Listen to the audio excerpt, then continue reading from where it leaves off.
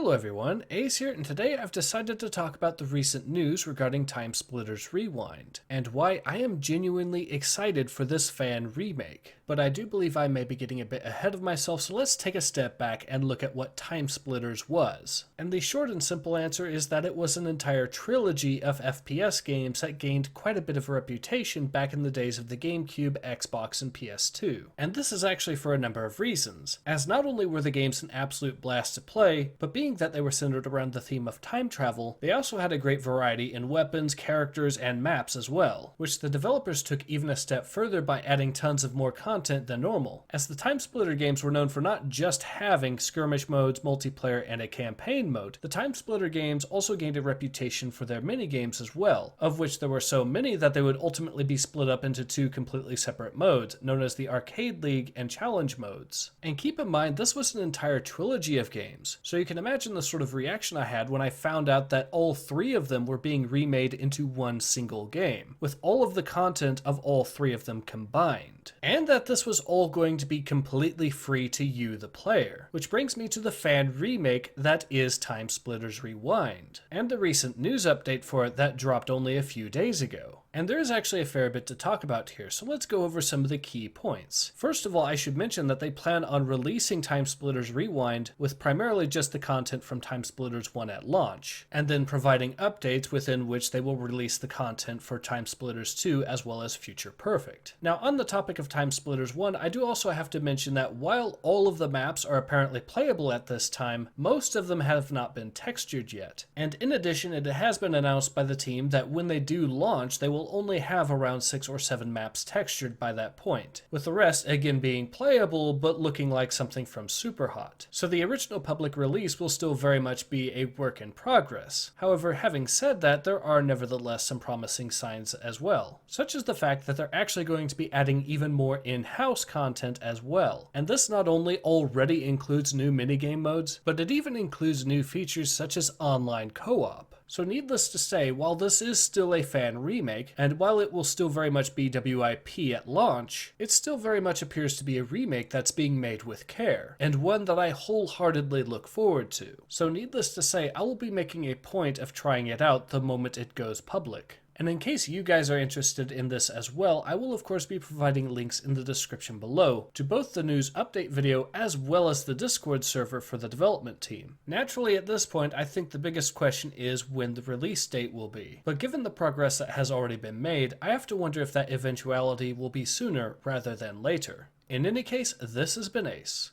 Hope to see you guys again soon. Take care. Ace out.